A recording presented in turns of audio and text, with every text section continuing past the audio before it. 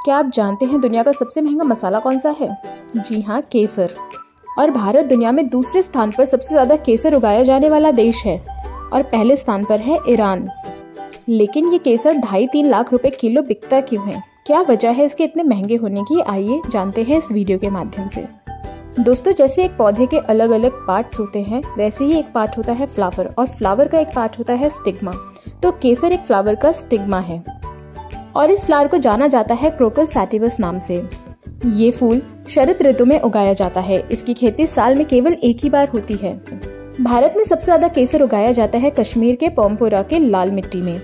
कश्मीर के लोकल लोग इस मिट्टी को लाल मिट्टी कहते हैं। ये मिट्टी डेक्कन प्लेटू में पाई जाने वाली लाल मिट्टी के जैसी लाल रंग की नहीं होती है, बल्कि हल्के पीले रंग की होती है। लेकिन इस मिट्टी का कलर बाकी मिट्टी के मुकाबले हल्का सा डेंस होता है, यानी कि गाढ़ा होता है। इस फूल का जो पौधा होता है वो बहुत ज़्यादा बड़ा नहीं होता है। ये बहुत ही ज़मीन से क्लोज होता है और इस फूल का रंग होता है पर्पल कलर का। प्रत्येक फूल में 3 स्टिग्मा पाए जाते हैं, जो कि होता है केसर। इस फूल की हार्वेस्टिंग यानी कि कटाई मैन्युअली भी होती है और मशीनों के माध्यम से भी होती है। लगभग 1 kg के लिए 15 से 17 हज़ार फूलों की आवश्यकता होती है, इसीलिए तो केसर इतना महंगा है। इतना ही नहीं, इसके महंगे होने की अन्य वजह भी है।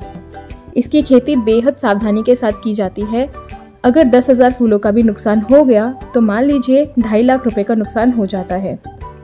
केसर के जो स्टिग्मा होते हैं यानी केसर के जो धागे होते हैं, ये बहुत ही ज़्यादा नाजुक होते हैं।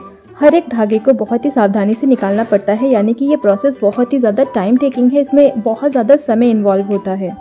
समय के साथ साथ इसमें बहुत सारे मजदूरों की आवश्यकता भी होती है। इन फूलों की कटाई का भी एक समय है। इन्हें सुबह की धूप में ही तोड़ना चाहिए, अदरवाइज ये डैमेज हो जाते हैं। अगर सूरज की तीव्र रोशनी इन फूलों पे पड़ती है तो इसके जो धागे हैं यानी कि जो हमारे केसर के स्टिग्मास हैं, वो सूरज से डैमेज हो सकते हैं और इनका डैमेज होना मतलब कई लाखों का नुकसान। जैसा कि तस्वीरों और वीडियो के माध्यम से आपने देखा होगा कि इन फूलों की ऊंचाई सिर्फ और सिर्फ 6 इंच लगभग होती है। तो इन्हें तोड़ते समय 6 से 7 घंटे लगातार बैठना पड़ता है, जिसमें मजदूरों को बहुत ज़्यादा मेहनत लगती है और साथ ही साथ ये काम बहुत तेज़ी से भी नहीं हो सकता है। आधुनिक तकनीकों की सहायता से अब इनकी हार्वेस्टिंग का प्रोसेस थोड़ा सा तेज़ हो चुका है। साथ ही साथ लोग इसे अपनी छत पे भी और गमलों में भी लगा रहे हैं। इसे उगाने का सबसे अच्छा महीना होता है अक्टूबर और नवंबर। इसे उगने में लगभग 2 से 3 हफ्ते लग जाते हैं। पहले केसर के बीजों को लगाया जाता है, उसके बाद बहुत ही देखभाल करने के बाद ये सुंदर फूल खिलकर तैयार होते हैं। खिलने के बाद जब इनके स्टिग्मास पूरी तरह से बढ़ जाते हैं और रेडी हो जाते हैं, इन्हें हार्वेस्ट किया जाता है, यानी कि इनकी कटाई की जाती है, जिसमें बहुत सारी मजदूरी, बहुत सारा समय और बहुत सारी सावधानी लगती है। और आज भी भारत में ये काम मैन्युअली ज़्यादा किया जाता है, क्योंकि ये फूल बहुत ही नाजुक होते हैं। लोग मशीनों का खतरा अपने खेती के लिए नहीं इस्तेमाल करते हैं, इसी वजह से ये हैं इतने महंगे। और 1 kg केसर बनाने के लिए कम से कम 15 से 16 हज़ार फूलों की ज़रूरत पड़ती है।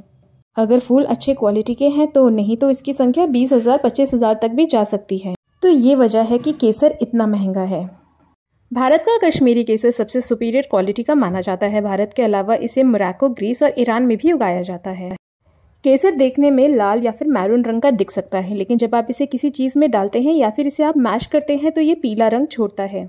केसर की शुद्धता की पहचान है उसका गाढ़ा पीला रंग, जो उसको मैश करने के बाद या किसी चीज में डालने के बाद पाया जाता है। केसर केवल खाने की सुंदरता और स्वाद बढ़ाने के लिए नहीं है, इसके बहुत सारे हेल्थ बेनिफिट भी हैं। ये एक मेडिसिनल प्लांट भी है।